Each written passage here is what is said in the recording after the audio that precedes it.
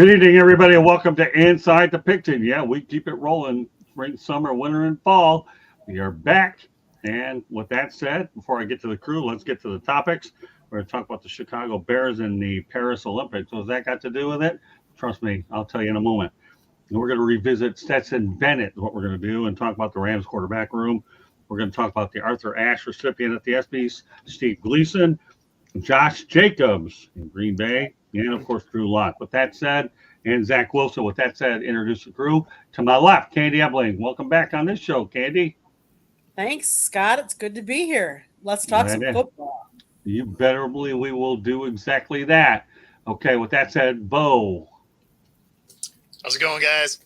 Good to have you back. And the coach, Bono. What's up, Scott? How you doing, Mel, Bo, Candy? How are you? Glad to have you back, Coach. And last but not least, the running back, the one I give the rock, Belfard Jr. Hey, what's going on, everybody? Good to see you.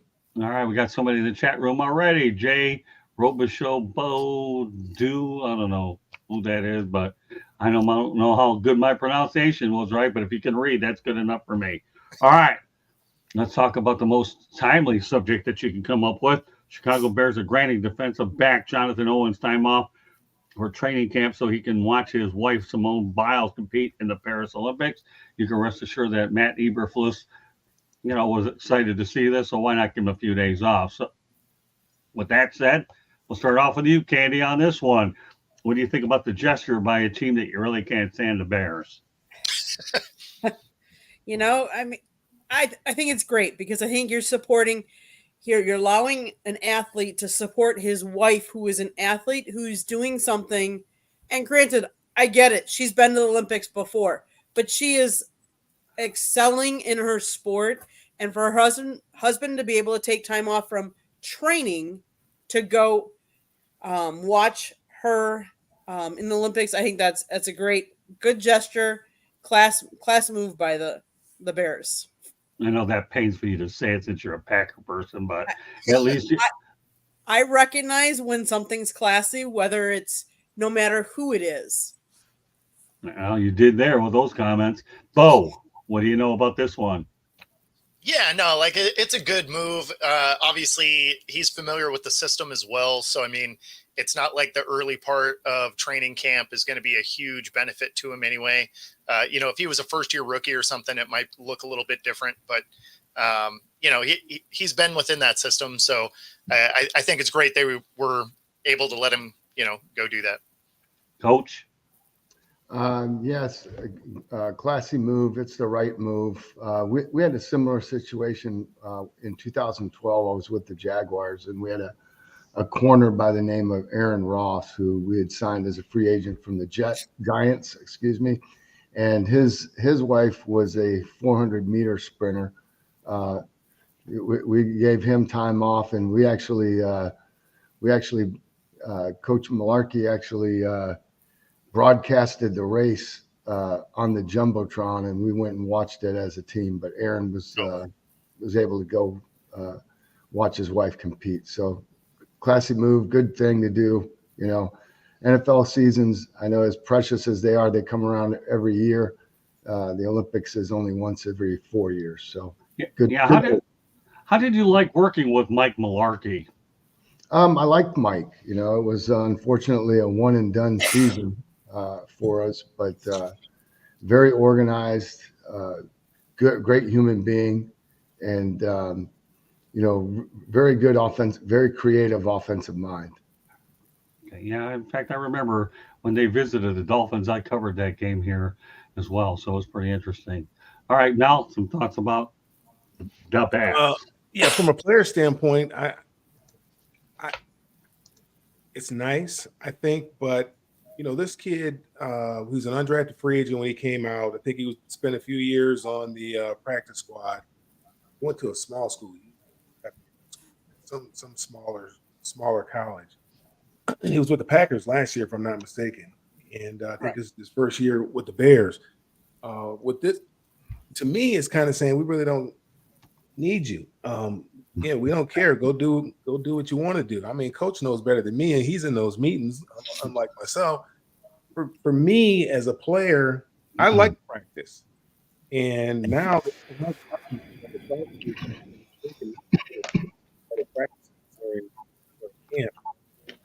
I would be a little leery about somebody getting my reps because you don't have a job when you come back. So, Yeah. on one hand, yeah, it's great. I was around once every 4 years. This is her third Olympics. So, I know she got married the last time. She was at the Olympics, but this is her third Olympics. If I could jet there and jet back, there's a way I can get there, get back to practice. I don't know how many practices she's going to miss. I don't know. Yeah, I guess you could say it's a spicy move, but on the other hand, to me, it's just like, hey, we don't care what you want to do. This is his first year with the club. I don't know what his contract looks like. I don't know if he's got guaranteed money. I don't know. So, I mean, for me to really give you an intelligent answer, I'd have to have a little bit more information as to whether or not that's a classy move or not. Let me interject that he is excused from July 29th through August 3rd, and he's expected back at practice on August 4th. Women's gymnastics qualifying begins July 28th, where Biles will contend for 4 events: the all-around vault, uneven bars, and balance beam. She's already a 3-time Olympian and reigning all-around champion. So he's going to miss like a week. She's not. She's the reigning not the Olympic champion, but you're talking about reigning like world champion, all around champion, or she's 3-time Olympian, is a reigning all around champion, and has the top U.S. score on every event except uneven bars. Yeah. Okay. Well, let's go to the chat room. We're going to start off with Feather Freebird. Happy Tuesday, everyone. And Candy, you can read them and then post them as such. Yep, classy move and a loving move by a husband. Good evening, Adam. Adam, great shows last night. Hopefully another banger tonight. Joshua Dorr, a Motor City Madhouse. There you go. All right, we're going to delay our station identification. 1 or 2 more topics into it is what we're going to do. So obviously, look at you, Bo. You got somebody out there. Joshua Dorr, you're wearing on this guy. I don't know how, but you're doing it anyways. Good stuff. All right, so let's go ahead. Haven't seen him in a while. Yeah, well, yeah, Joshua Dorr, he gets around, that's for sure. He gets some frequent flyer miles to all these different podcasts out there. All right, moving on, revisiting the Rams quarterback situation. They're talking about Stetson Bennett. He stepped away from football last year to address mental health. Let's talk about the quarterback room with the Rams. You got Matthew Stafford, Jimmy Garoppolo. Is that a good balance, Candy? Well, Candy, you can wait afterwards, okay? We'll go to Bo this time. I mean, as much hate as Jimmy G gets, for whatever reason, when he's on a roster, it falls in a win column. He doesn't necessarily have to put up great stats. Somehow they win. So, I mean, it's as good as it can be. At the end of the day, if your backup is in, something bad happened. Because if Stafford isn't out there on the field, he got hurt. Because there's no way Jimmy G's beating him out. So, yeah, I think it's great if he can stay on the bench. Okay. Mel? I think that Stetson was going to make that team last year and win the backup job. I thought that he played well enough to do that, and then all of a sudden, this came out of the blue that he was excused from camp or whatever, excused from the team to deal with a personal issue. Say what you want about Stetson. I mean, all he did was win at the University of Georgia. All he did was win. And Matthew, he's getting up there. He's getting a little long in the tooth. There might be a couple games where he's banged up, where he may not be able to go out there. I tried out Stetson Bennett over Jimmy Garoppolo because if you try Jimmy out there, he's more than likely going to get hurt. And it's not to say that he's not productive. He's very productive. He's just fragile. Did they bring Stetson back? I thought he wasn't on their roster. Yeah, no, they brought him back. Oh, they did? He was a non-football injury, or last year they let him. I just didn't realize they brought him back. So he is the third quarterback on that roster. Yeah, that is correct. Yeah, you know what? Okay. Yeah, then, based on that, then yeah, I think he beats Jimmy G out for that second spot. Yeah. Okay. Well, Coach, you're on to something. I'll let you continue with your thought. Go ahead. Well, I think they'll give that kid plenty of looks during preseason. They obviously know what Matt's capable of. Most starting quarterbacks don't play a lot in the preseason, especially veteran quarterbacks like Matt.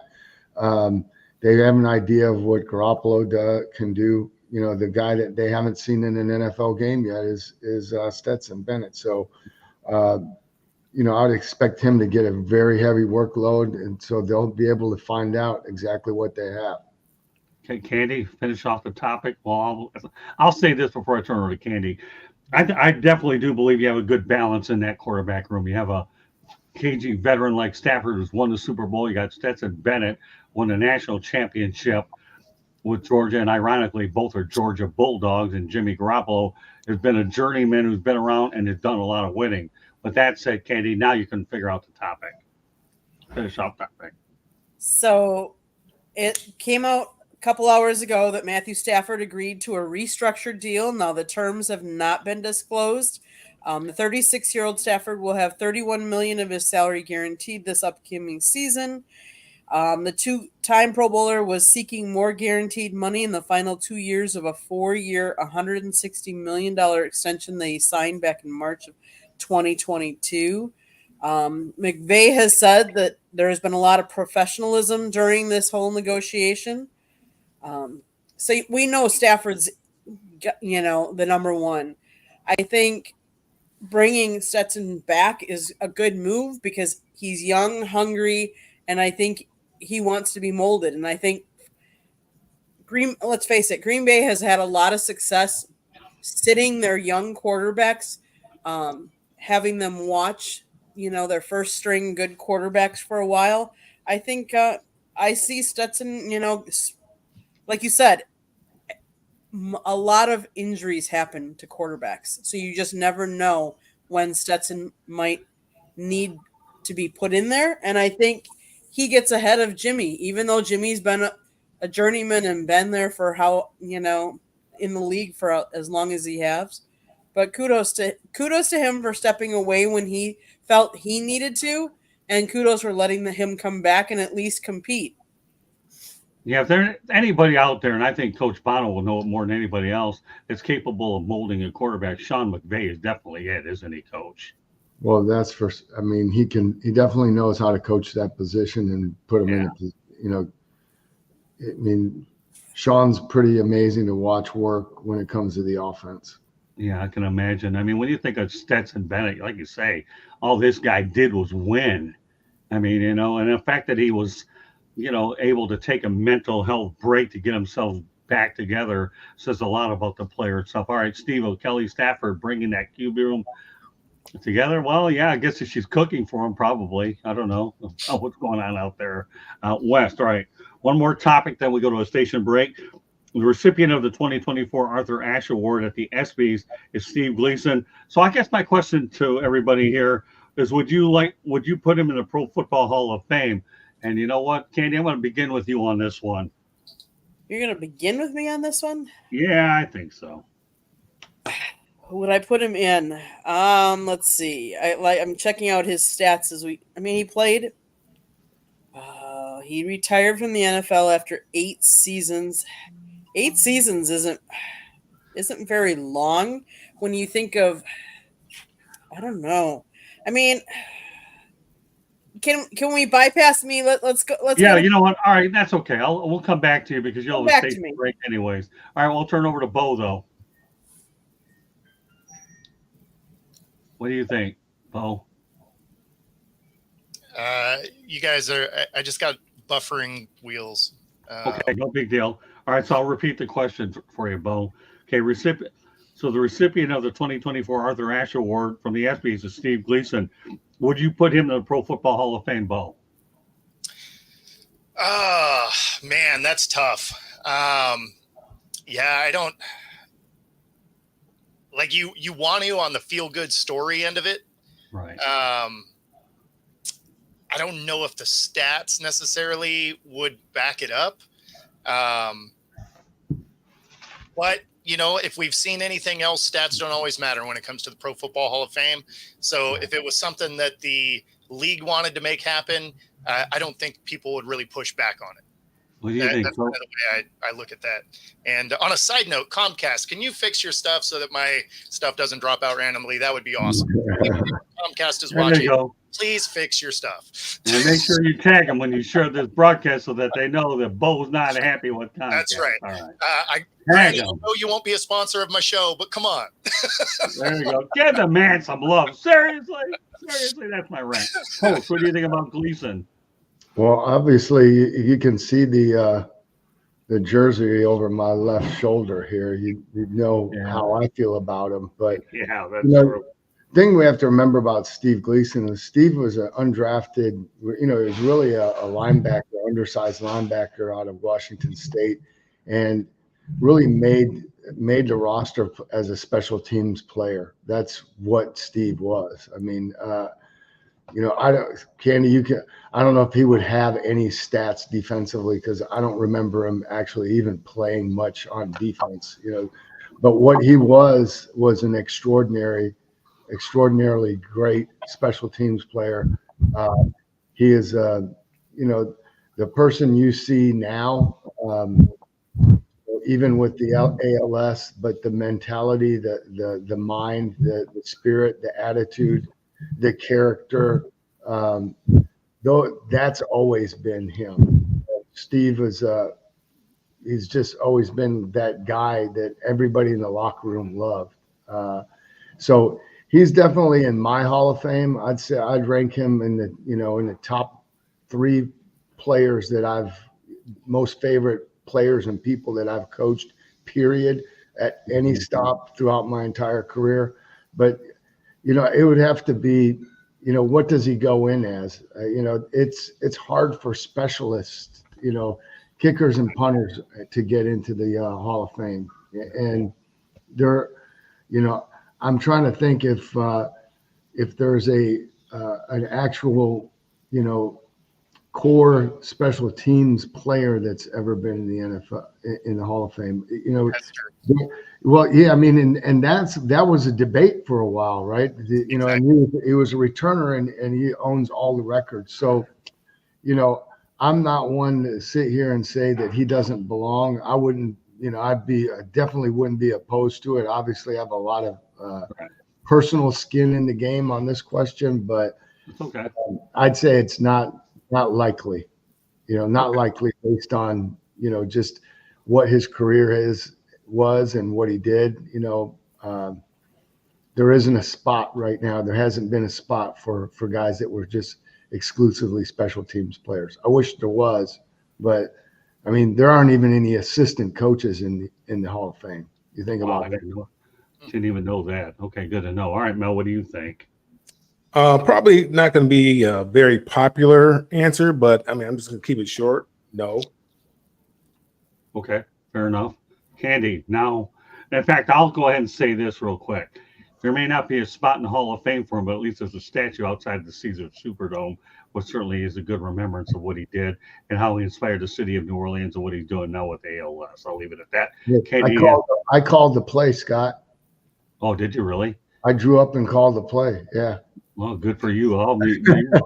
You definitely have a lot of skin on this topic if you called that play up. There you go. I don't know much about these reels things. And one can only wonder if I ever figure them out. But if there's ever a reel, Coach John Bonamago called the play on Steve Gleason. Candy, we got to figure this real business out. Otherwise, I'm sure Bo can show us how to go. We got some internal technical people that can do it. All right, Candy. Now you do have the last word on it. But before you do that, let's go to Carl's last comments. Well, Steve-O, journeyman, that's weird. Okay, I guess when it comes to Garoppolo. And then we'll go to the other 2 Olympic-based comments. USA is better at golf than any other country in the world. Okay, and USA is better at golf. Even capitalism can't stop it. All right, whatever. All right, now back to Candy. On to the Gleason. So he played in 83 games in his NFL career, and he is accredited with 71 tackles. Is that enough? Is it enough that he had shining, that he's known for one big good play? Like, there are so many different plays in a season that make up, yes, it inspired a city. Yes, what he's done afterwards and what he's battled with has definitely left a lasting impression on a lot of people. But is it Hall of Fame worthy? You can debate, like, should there be a special wing that, like you said, special teams wing, like, because like the same could be said for like baseball. Like, should the people that juiced or used, performance enhancing drugs, should they be in? Should they not be in? Should Pete Rose be in? Should he not? Because there's all these little things that we're going to qualify, because from what I would say about our society now is we have to categorize people. We have to put people in these categories. We have to, and say this and say that. And is he an inspiration? You bet. Is he necessarily Hall of Fame worthy? Yes, if you're going on special teams, like I said, but that's categorizing, and we nowadays have to categorize things. And maybe that's what the Hall of Fame should do, is maybe they have to have a special section that, like, we're going to categorize quarterbacks. We're going to do defensive players, a special wing for special teams, because it is a different skill and a different mindset, I think, doing special teams and that's speaking from someone that has never played the game. Well, I guess the old consolation prize is, and many years ago, early in my journalism career, I actually went out there and I work with Arthur Ashe, and I saw him here in South Florida, and I wrote a story on being a most conditioned tennis player. And you know what? Arthur and I had a great time talking. Arthur Ashe was one of the classiest people I've ever met in my lifetime. So you can be associated with an award with Arthur Ashe. That isn't the worst consolation prize on the planet. I mean, Arthur Ashe, to me, is one of the greatest people I've ever seen, and I think this whole entire world has ever seen. If you can get to know a guy like Arthur Ashe and the way he does things, it's just unbelievable. But yeah, obviously, it's a specialty type thing that doesn't get him in the Hall of Fame. But between the statue and the one thing ESPN does get right, and I don't watch the ESPYs at all, but they gave him that award. Well, at least we can recognize Steve Gleason for some. No problem. Carl didn't understand your message, but it wasn't anything vulgar, so it was okay. That's why I read it anyway. So we'll just try to keep that real. Back in the 90s, there was a pop singer who said, "I want candy, LOL." Well, I'm sure that you can describe that many different ways. Hoffman does special teams. All right, I read it. Onward we go. But we're going to go to Candy for a station break. Anyway, go ahead, Candy. The South Florida Tribune Publishing Company published a book. We're sponsoring this show. The book is Lessons from the Microphone, Tuning into the Enduring Wisdom of Visionary Leaders. It is written by our leader, Scott Motor City Madmouth Morganroth. It is available on Amazon, Kindle, Barnes & Noble, Apple, and Google. We have a website, www.southfloridatribune.com, where you can see the transcripts from the Jags, the Dolphins, the Lions. You can see articles that Scott's written, pictures that I've taken. But most importantly, there is a store on there that has South Florida Tribune logo merchandise and Motor City Madmouth merchandise, where you can get, a t-shirt for those hot days or shorts. You can get a sweatshirt when you want to wear something a little bit more cozy. Go get your merchandise today. www.southfloridatribune.com. If you like to listen to podcasts, we are there. Monday nights is baseball. Tuesday nights is football. Wednesday and Thursday nights, any sports, including, you never know what we might be talking. We might be talking cornhole, table tennis, hot dog eating contest. You just never know. Tune in to find out what we'll be talking about tomorrow night. Scott also has a show on nofilter.net. It's called the Motor City Madmouth Show, where he interviews, one-on-one interview. Go check it out. Twitter at Tribune South. Back to you, Scott. Well done, Candy. All right. Why is there a cap on Hall of Fame inductees? I don't really know if there's a really big cap on Hall of Fame inductees. The NFL's or the Pro Football Hall of Fame, they usually put more people in than a lot of the major sports is what they do. Baseball, to have to get in at 75% is undoubtedly one of the most difficult Hall of Fames to get in. So, and I've actually been a part of the Super Bowl many times where you have a lot of guys within cities that try to get their guy in, and it all averages out anyway. But that's an interesting question, Steve-O. All right, let's continue on. Two more topics, and if there's room for parting shots, we'll do exactly that. Josh Jacobs is 5 receptions away from owning the record for most consecutive career catches without a touchdown. And I repeat, without a touchdown. He's got 197 career receptions, 0 receiving TDs. All right, you know what, Bo? What's your take on this one? On if he's going to set the record or. Yeah, you could say that. I mean, you could go a lot of different directions on this one.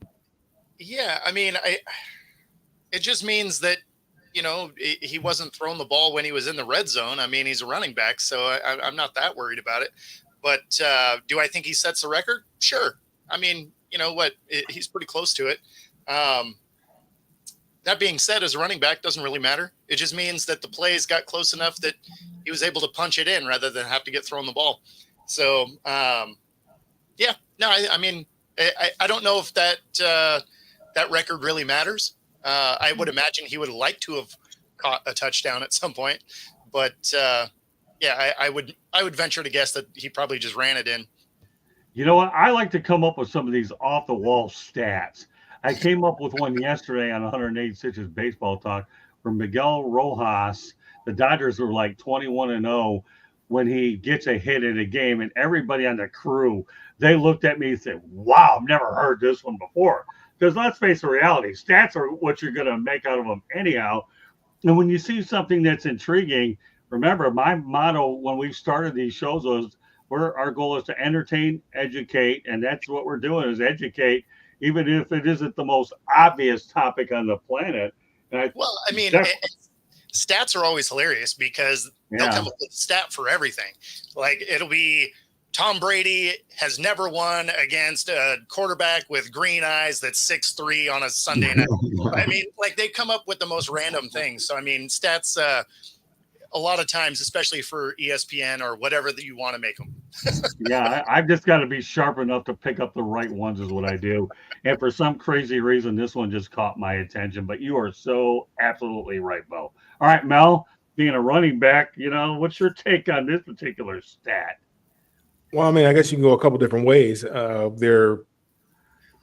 guess you could look at it as they're calling plays towards his strengths, taking him out when it's obvious passing situations. He's averaging about almost 40 receptions a year.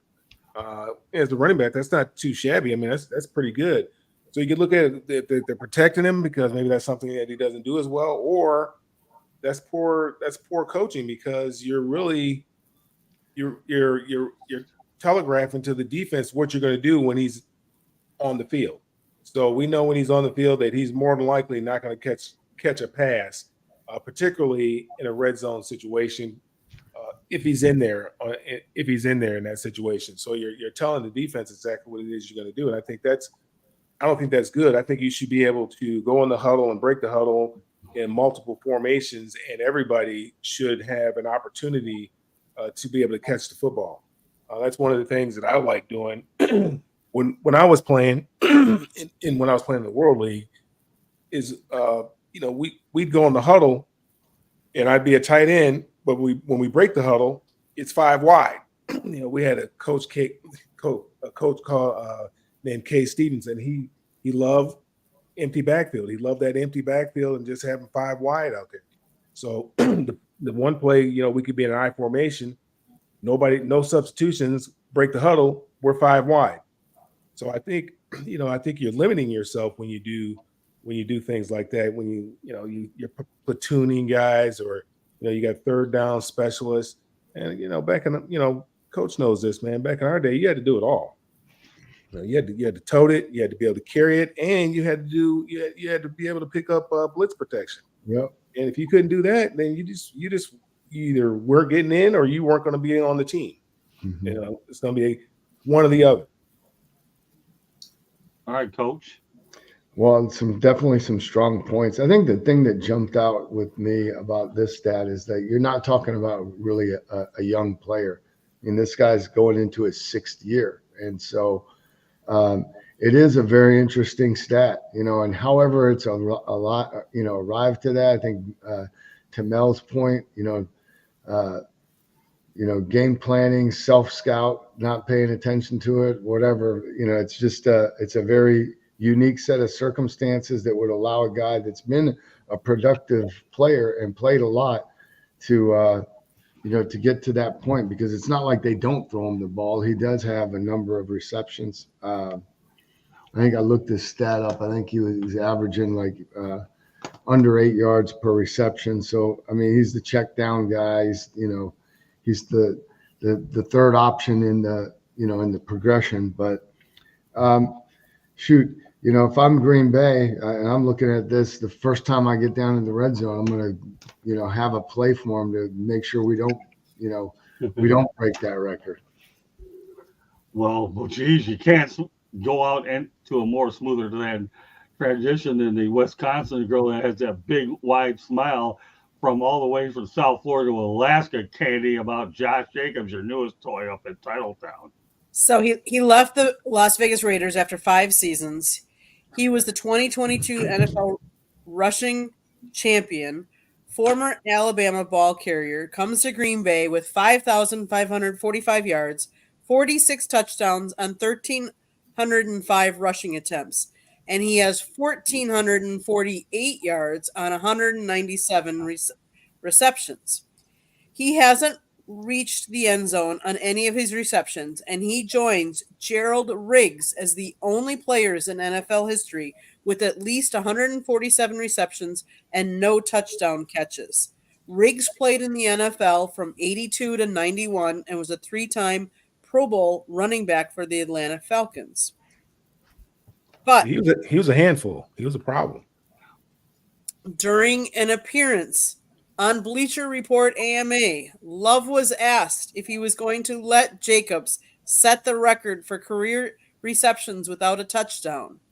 Love's response was, "No, that's not going to happen. I definitely saw that the other day, and I'm surprised that he doesn't have any touchdowns yet. Let's see. It's right here. 197 career receptions, 0 receiving touchdowns. Actually, I sent that to him, and I said, bro, we're going to get you a touchdown for sure." Well, I mean, now if you're a defender, you're watching him close, right? Yep. Because that means they're going to try and force him the ball. I mean, the only thing I'm going to say about this whole thing is it would be to Jordan Love's best interest to make sure he does get a touchdown to show a multifaceted offense. And I've always been a firm believer if you have a good running back that can catch the ball, let him. They're another what we call an offensive weapon, as they call it these days. All right, you know what? I want to go to the chat room. Thankfully, this question's only at me. Madmouth, do you think U.S. wins Olympic tennis and golf? You know what? I'm actually glad that you asked that question on tonight's show, because our fourth panelist that's normally on will not be on tomorrow. So here's what my opinion is on this. I believe that U.S. could win tennis. I'm not sure about golf because I don't know about the foreign players that are involved. And also, let's take note that Andy Murray, as I understand, is going to be retiring after the Olympics. So I hope I answered your question, Carl, that I do believe tennis, but I'm not sure about golf. And that will stay here on the pigskin. But that was actually a pretty good question that thankfully you guys didn't have to answer. I don't mind doing them once in a while. All right. Now, final topic of the night before we go to parting shots. QBs, new places. Drew Lock, New York Giants. Zach Wilson, Denver Broncos. Okay, Bo, Drew Lock, you're very familiar with him. Good fit with the Giants. And then you can follow it up by Zach Wilson, good fit with the Broncos. Yeah, so I mean, I like Locke there. I actually would have liked if Seattle could have kept him. But, I think that Locke could legitimately take that starting job from Daniel Jones. There is, Jones was in a prime position to get his contract, comes off a good year that really hinged on Saquon more than him. And, I would bet that this quarterback battle is a little closer than most people would think. And then when it comes to Zach Wilson, yeah, I mean, he's probably a third stringer on that team because Sean Payton likes Stidham, and I mean they drafted their guy in Nix. So I think Wilson could potentially fall down to the third string guy. All right, Mel. Yeah, and you got Mac Jones too down in Jacksonville. They're giving up on these guys a lot sooner now. Zach Wilson, I can understand. Um, you know, but again, he was put in kind of a poor situation. It makes it very difficult, and his confidence is shot. But I was never really that high on him anyway. So they drafted him in a position that he probably should have never been drafted in, and then they put expectations on him that never should have been placed on him. All that's a recipe for disaster. Mac Jones, I think. I think Mac Jones showed that he was very capable, but I just think for whatever reason they gave up on him. They've given up on him out there. Drew Lock and he's not gonna start. That's not gonna happen, because then that's an indictment on the folks that gave him the contract, and the people who gave him the contract are not gonna allow that to happen. It's not gonna happen. I mean, you can forget about it. They're going to justify. They're going to find a reason to justify the reason why they gave him that money.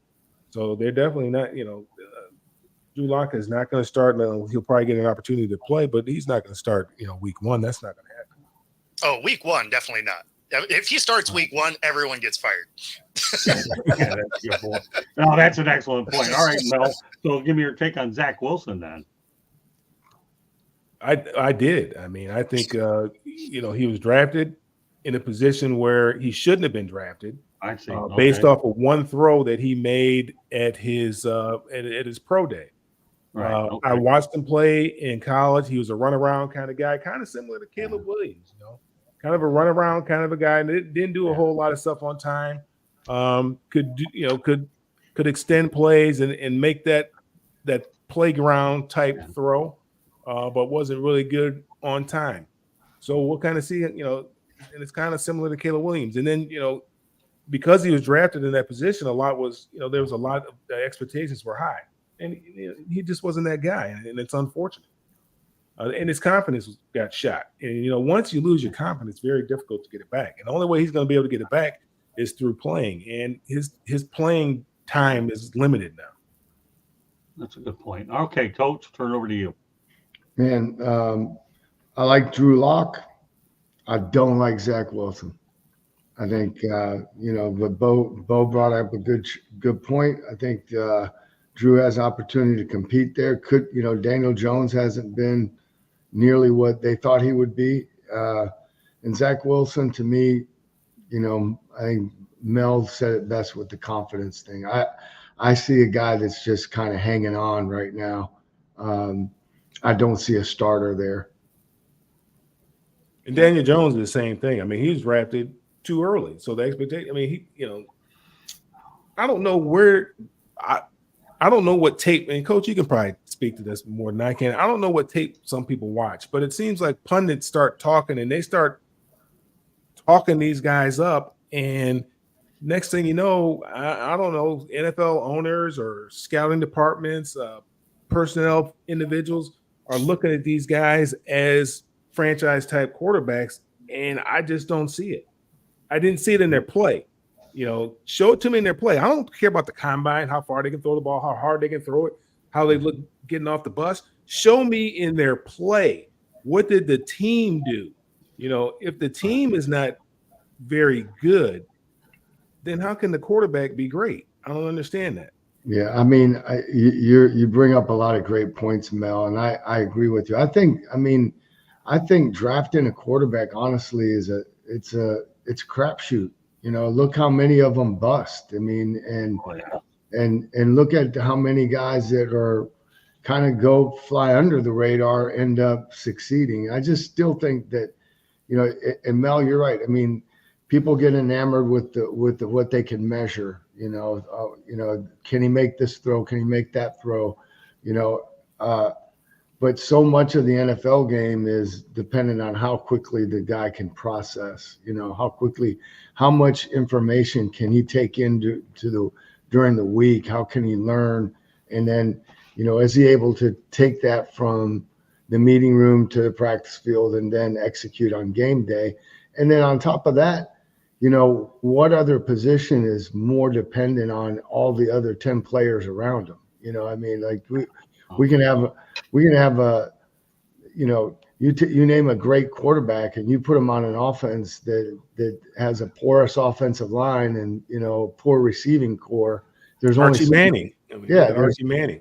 Yeah, there's only so much he's going to be able to do. I mean, if it's just so dependent, and the confidence thing is a huge piece of it. So many times, we draft these guys early, and the pressure to win, and you're paying, at least now you're not paying them the ungodly, the big money, like it used to be back in the day when. Right. It's essentially now that the rookie salary cap has helped some of that, but the pressure is still there. And the coach has to win. The scouts want to be right, and you throw a guy out there before he's ready, and man, he gets killed, he gets hurt, or he doesn't play well, and now and these guys are human. I mean. They might not listen to the pundits and the talk radio and stuff, but they're aware of it. You know what I mean? Because they may not listen to it, but someone at home is their friends the friends are telling them about it. And it's just a lot, and not everybody is. Not everyone is built for that. So I think a lot of it is being in the right place at the right time. I've rambled on too much, but wow, no, you kid, you're going. You're good. I mean, it's like JJ McCarthy. I mean, yeah, people fell in love with JJ McCarthy. I mean, the guy did not throw the ball a whole ton, and now you're going to expect him to throw the ball a lot. One thing about Patrick Mahomes, when Andy Reid drafted him, we knew he could throw the football. I mean, that one game against Oklahoma, he threw for 700 yards or whatever it was. So there's one thing that they knew he could do. He could sling it. Do you know if JJ McCarthy can sling it? I mean, really, based on what he did last year or based on what he's done in college? Hey, Coach. The guy can make all the throws. What does that mean? He can make all the throws. I mean, what does that mean? You can drop it in the bucket. Look at Brock. Make all the throws during the game. That's what's important, right? Can you make all the reads to make the throws? And we look at Brock Purdy, Mr. Irrelevant. Yeah. I mean, again, is he a top 10 quarterback? That's debatable. I don't know that he is but he's he's able to execute. Yeah, he's able to execute in that system, and they're able to win with him. And they've won at a high level. I mean, and so there's something about him. Let me ask you this, Coach: what makes him not top 10? Just because he wasn't drafted high? I don't know. I mean, to me, it's the guy that can go lead his team to the most wins. So in my book, he's a top 10 quarterback. You know what I mean? But you won't have many people rank him above. Let's just take Hebert from the Chargers, right? Everybody's going to say that kid is a top 10 quarterback, top franchise quarterback. Nobody would label. Brock 2 Purdy, years ago would label Brock Purdy as a franchise quarterback. They still may not. If they have a chance to upgrade, he's still playing on his rookie contract, right? So who knows what could happen. Have Lawrence above him too. Yeah. And I can't say that I've seen more out of Lawrence than I have Purdy. Hey, Coach, let me tell you something. When you're elaborating like this, you know what that tells me? You're maturing as a broadcaster, man. You're supposed to elaborate. My gosh. When I first brought you on this format, I was lucky to get a sentence or two out of you. Now I'm getting this. This makes us proud here on the network with a guy like you who didn't say a whole lot, said a lot. Now all of a sudden I got something back and forth with you and Mel. Hey, only in America. Don't get any better than this on it. Inside the Big Show. All right. If they went back to the old days where they paid the running back, where the running back was the focal point of the football team, you wouldn't have to worry about whether or not you hit on the quarterback or not. You wouldn't have to worry about it. You get that guy that can tote it 300 times a year. Yep. You'll be okay. Well, meanwhile, while you guys are going back and forth, Candy Evelyn's enjoying the banner back and forth on YouTube. Candy, is there anything that you can add that these two guys haven't mentioned? Because these guys are awesome, baby, as Dick Vitale would say. So let's face it. When you start out playing football, there are how many high school teams, and there's scouts from the colleges that scout you as a high school quarterback. So if you impressed as a high school quarterback, you might be a college quarterback. There's less colleges than there are high schools. Again, and then there's less NFL teams. So part of it is the scouts and what team you're on that leads you to the path in the NFL. Because if you're not on a good team in high school and you don't do well, you're not going to get to the college level, and then you're not going to get to the NFL level. So to get to this level, you have to have some experience. Some scout has to have said, I saw you in a game and I really liked you and I want you. So you have to have impressed somebody at some point, whether it was partly because of the coaching staff you were on in college, the players you had around you in college. A lot of it has, the one thing I will always go back to is that football is a team sport and there is no I in team. It's not an individual. Yes, you are an individual playing the sport, but you have to have a complementary offensive line, the right running backs, the right receivers. You also have to be smart and quick because you have to read the defense that's in front of you to say, you know what, that guy's going to break this way, this guy's going to break this way, and if I throw it out, he's not going to get it. If I throw it in, it might be intercepted. You've got to know all those and be able to read. So you've got to be quick with your mind and quick with your reactions too, to be a really good, successful quarterback. Do I think Wilson's that? No, he hasn't proven it to me yet, at least at that, but hey, give him a shot. Let him rotate through. They said they're rotating Stidham, Wilson, and Nix, and they're rotating them with all of the first team offense. That is a fair shot. If you rotate each of them with the first team offense, so you can see which ones stand out, which ones do better. Good luck. That's what I'm going to say. All right, now that you said good luck, why don't you talk about Drew Lock? He's another story too. I mean, he's got a better shot, I think, than Wilson does at competing, and I think he's a better quarterback than Wilson. I'm always up for competition because that always makes everybody better. All right, the only thing I'll say about this thing is, number one, maybe it was better that Travis Holmes isn't on this show, because when I saw Zach Wilson shred, and I repeat, shred Central Florida, and we know that Travis Holmes don't like that because that's his old place of business and school. I thought Zach Wilson was going to be a real superstar. Well, the NFL is called humble pie. With that said, we'll drift it over to Drew Lock. I'm with you, Bo. I think he has a puncher's chance later in the year to become the starting quarterback if things go bad in New York. And you know why I say that? For two reasons. Number one, okay, I believe that Daniel Jones is on a short leash. And number two, Brian Dable could be on the hot seat if the Giants don't win, period. And there's another thing I want to add to that really quickly, okay?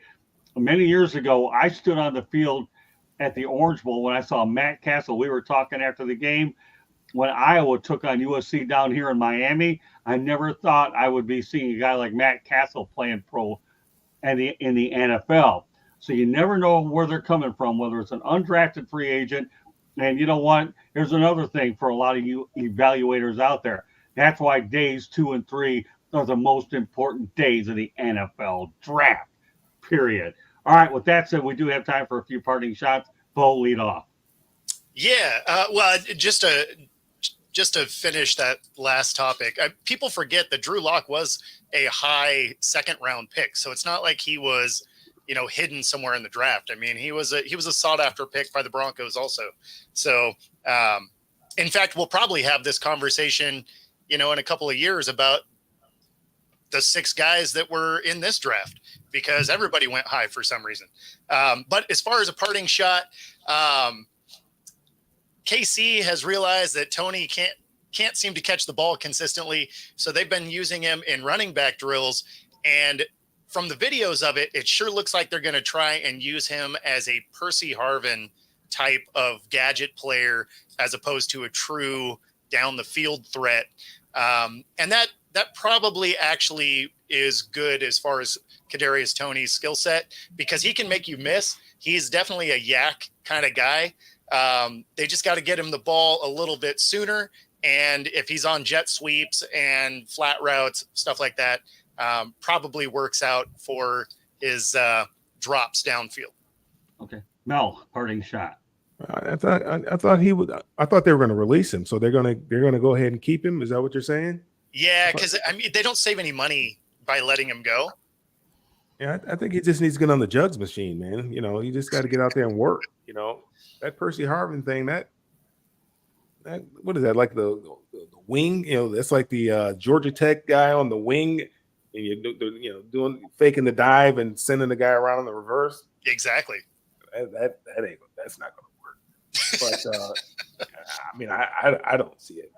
But you talked about these quarterbacks, and obviously with the number of quarterbacks that were drafted in the first round this year, there's going to be some guys that just unfortunately aren't going to make it because they're drafted somewhere where they shouldn't have been. Some of these guys shouldn't have been first round draft picks. I mean, truthfully, every team is afraid that they're going to miss out on the next Tom Brady, I guess, or even Kirk Cousins. I mean, I think people would be happy to find a Kirk Cousins in one of these guys. But every team is so afraid that somebody else, that they don't draft him, that somebody else is going to get him, and he's going to turn out to be that next guy. And it's just not, more often than not, it's just not the case. I think if you just stick to, whatever it is that you do, whatever your philosophy is, if you just stick to it, I think more often than not, things will work out in your favor. Like people talk about Dak. Dak was going to be a higher draft pick than I think he went in the 4th round, but he had that DUI situation right before the draft, and he fell in the draft because of that situation. Because of that, he was probably going to be a 2nd round draft pick. So I mean, Dak is he's a guy that is playing, probably obviously better than where he got drafted, but Dak is a guy that is going to get paid. And he's going to get paid handsomely because Jerry Jones just waits too long to pay his players. And if he doesn't get paid by Dallas, somebody is going to end up paying him. So is that your parting shot? That is my parting shot. Okay, Coach, parting shot. My parting shot is to the critics of Lamar Jackson. And kudos to Coach John Harbaugh for standing up to them and defending his quarterback. Okay. That's good enough. All right. I like that. All right, Candy, you got a parting shot? I wish I could go back to my employer and say, I'm under contract for 1 year left, but I want more money, or I want this, or I want that.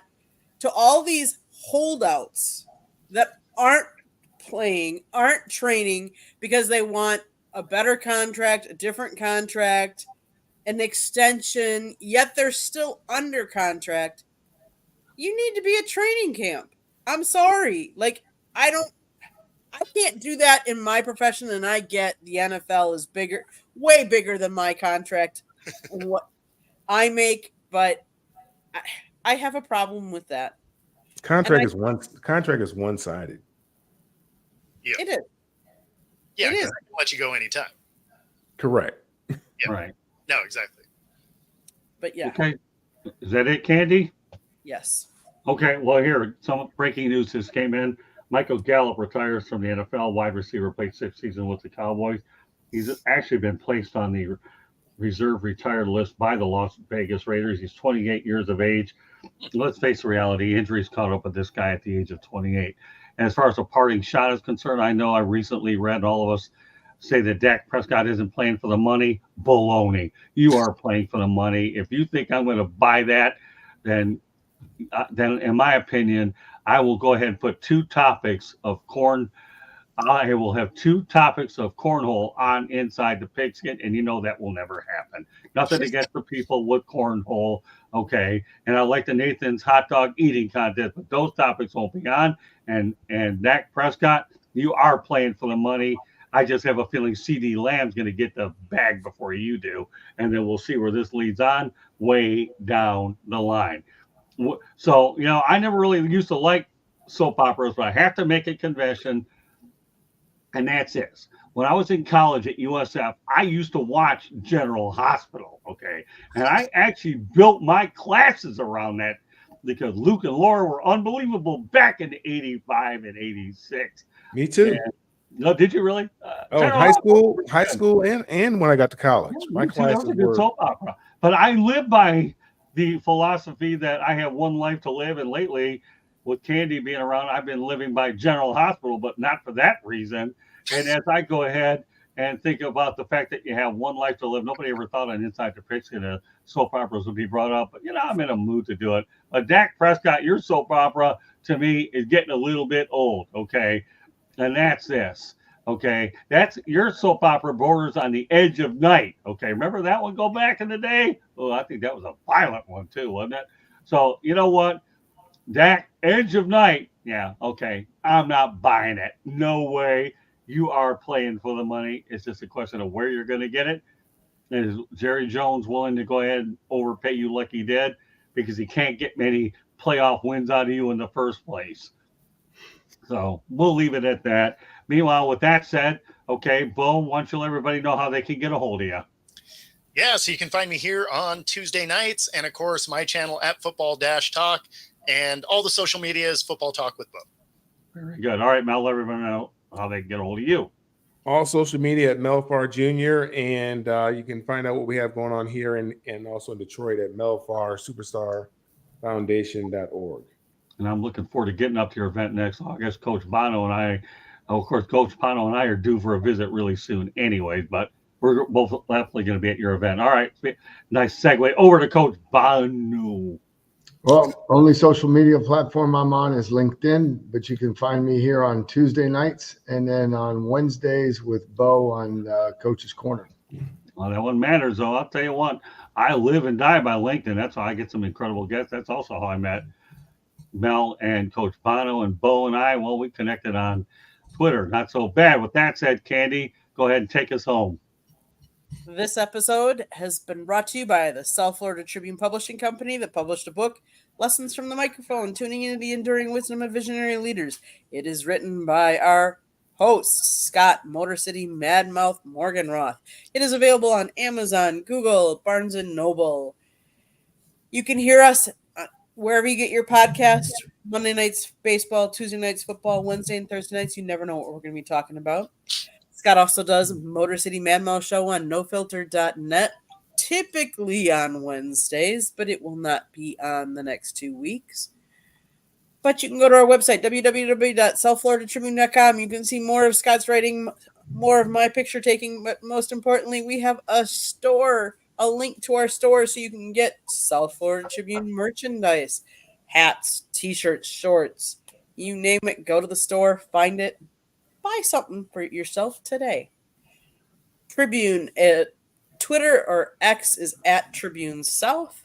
If you want to advertise or sponsor a show, call Scott 954-304-4941. If you missed any of that, I wasn't talking too fast that time, but it's scrolling along the bottom, or just rewind and listen to us again. That's all. Yeah, you know what? If she talked too fast, she learned it from me. So I'm guilty of her talking too fast. And I apologize for nothing. But I don't apologize for telling everybody, thank you very much for your participation in the chat room. I don't apologize for those individuals. What the thing you want to add, Candy? One more thing. Yes. Typically Tuesday nights, I'm on an all-females podcast. It's called Chicks and Salsa. We did not do one tonight because one of our girls has been covering the ACC network and their introductory, but we will be on tomorrow night, 7:30 Eastern, Chicks and Salsa. Also, we'll be taking next week off. Candy and I will be out in Wisconsin taking care of business. So thank you very much, Feather Freebird. We appreciate that, but we will be back 2 weeks from tonight. So on behalf of Bo Crouch, excuse me, thank you, Melfar Jr., John Bonamago, our coach, and Candy Ebling, we want to thank you very much for joining us on this edition of Inside the Pigskin. We'll see you in 2 weeks. Have a great week, everybody. And we'll have a lot of hot topics when we return in 2 weeks. Good night, everybody. Enjoy training camp. All those bicycles for Green Bay.